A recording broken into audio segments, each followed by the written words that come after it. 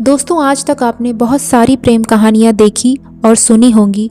हिंदुओं के महत्वपूर्ण ग्रंथ महाभारत में कई प्रेम कहानियों का जिक्र है, लेकिन आपने कुछ चुनिंदा कहानियाँ ही अपनी माँ, दादी या फिर नानी से सुनी होंगी, जबकि महाभारत में कई और भी प्रेम कहानियाँ हैं जिनके बारे में कोई नहीं जानता।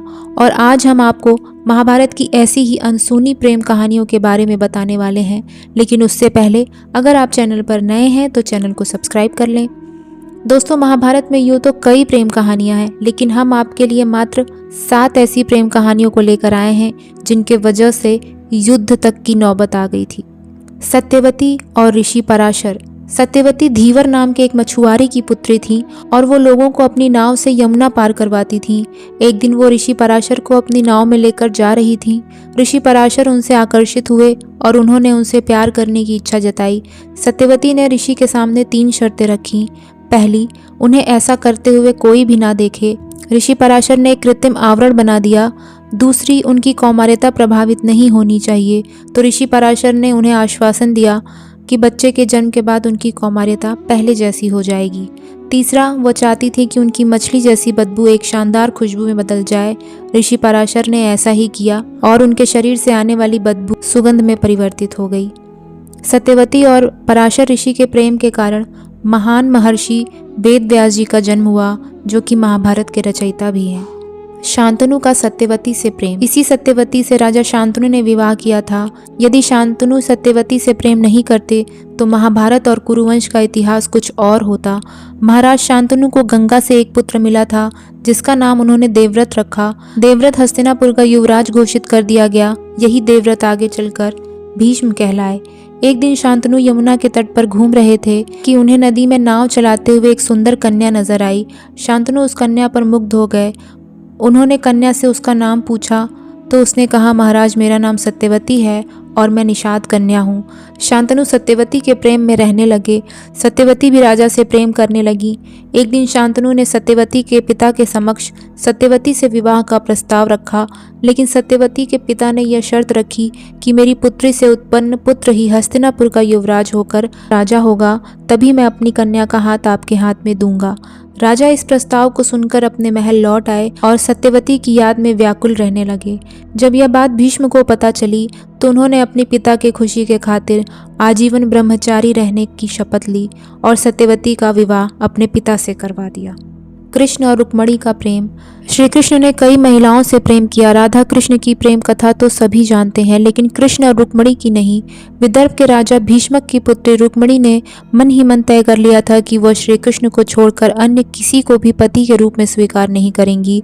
उधर श्री कृष्ण को भी इस बात का पता चला था, किंतु रुक्मिणी का भाई रुक्म चाहता था कि उनकी बहन का विवाह कृष्ण के बुआ के लड़के शिशुपाल के साथ हो। रुक्म ने माता पिता के विरोध के बावजूद अपनी बहन का शिशुपाल के साथ रिश्ता तय कर विवाह की तैयारियां शुरू कर दी थीं। रुक्मिणी को जब इस बात का पता लगा तो वह बड़ी दुखी हुई और तब उन्होंने एक ब्राह्मण को द्वारिका श्री कृष्ण के पास भेजा। अंततः श्री कृष्ण को रुक्मिणी का हरण कर उनसे विवाह करना ही पड़ा।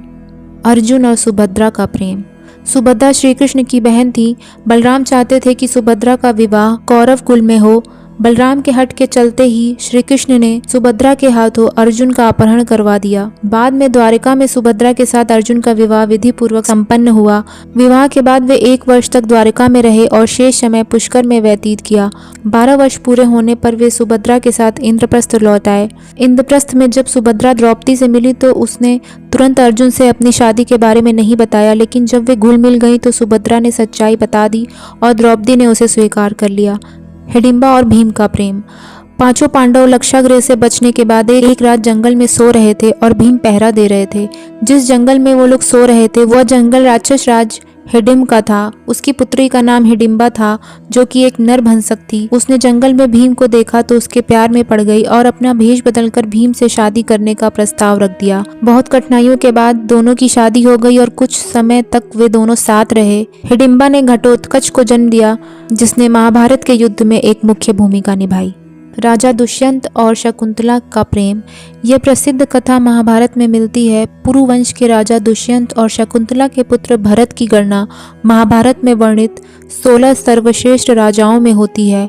कालिदास कृत महान संस्कृत ग्रंथ अभिज्ञान शकुंतलम के एक वृत्तांत के अनुसार राजा दुष्यंत और उनकी पत्नी शकुंतला के पुत्र भरत के नाम से भारतवर्ष का नामकरण हुआ। चक्रवर्ती राजा भरत के चरित्र का उल्लेख महाभारत के आदि पर्व में भी है। एक दिन राजा दुष्यंत वन में ऋषि के आश्रम में शकुंतला को देखा और वे उस पर मोहित हो गए। शकुंतला विश्वामित्र और मेनका की संतान थी।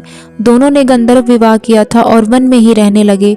शकुंतला के साथ अच्छे दिन बिताने के बाद राजा पुनः अपने राज्य जाने लगे और उन्होंने शकुंतला से वापस लौटकर उन्हें ले जाने का वादा किया। वे अपनी निशानी के रूप में अंगूठी देकर चले गए। एक दिन शकुंतला के आश्रम में ऋषि दुर्वासा आए। शकुंतला ने उनका उचित सत्कार नहीं किया तो उन्होंने श्राप दे दिया कि जा, तू जिसे भी याद कर रही है वह तुझे भूल जाएगा। गर्भवती शकुंतला ने ऋषि से अपने किए की माफी मांगी तो ऋषि का दिल पिघल गया। उन्होंने कहा कि कोई निशानी तुम उसे बताओगी तो उसे याद आ जाएगा। बहुत सी कठिनाइयों के बाद राजा दुष्यंत ने शकुंतला को पहचान लिया और अपने किए की क्षमा मांगी और उन दोनों को अपने राज्य ले गए। महाराज दुष्यंत और शकुंतला ने उस बालक का नाम भरत रखा जो आगे चलकर एक महान प्रतापी सम्राट बना। कर्ण और द्रौपदी की प्रेम कथा। हालांकि ये कथा मान्यता पर आधारित है और कहते हैं कि द्रौपदी को महारथी कर्ण से प्रेम था और कर्ण को भी द्रौपदी पसंद थी। स्वयंवर में कर्ण भी गए थे। राजा द्रुपद का भीष्म से विरोध था और कर्ण भीष्म के पक्ष में थे। राजा द्रुपद ने द्रौपदी को पहले ही बता दिया था कि कर्ण एक सूत पुत्र है और यदि तुमने उन्हें पसंद किया तो जीवन भर तुम्हें एक दास की पत्नी के रूप में पहचाना जाएगा। स्वयंवर में निराश द्रौपदी ने एक कठिन निर्णय लेते हुए भारी सभा में कर्ण को एक सूत पुत्र कहकर अपमानित भी किया। फिर भी चीरहरण के दौरान द्रौपदी को कर्ण से उम्मीद थी, लेकिन कर्ण ने अपने अपमान को याद कर वहां द्रौपदी की कोई सहायता नहीं की। बाद में जब भीष्म पितामह मृत्युशैया पर लेटे थे तब कर्ण ने उनसे कहा कि वे द्रौपदी को चाहते थे। यह बात द्रौपदी ने भी सुनी और पहली बार द्रौपदी को भी पता चला कि कर्ण भी मुझसे प्रेम करते हैं। तो दोस्तों, ये थी महाभारत की कुछ अनसुनी प्रेम कहानियाँ। अगर ये प्रेम कहानियाँ आपने पहली बार सिर्फ हमारे चैनल पर सुनी है तो वीडियो को लाइक और शेयर करें। साथ ही ऐसी ही और कहानियों का आनंद उठाने के लिए हमारे चैनल को सब्सक्राइब भी करें। Thanks for watching.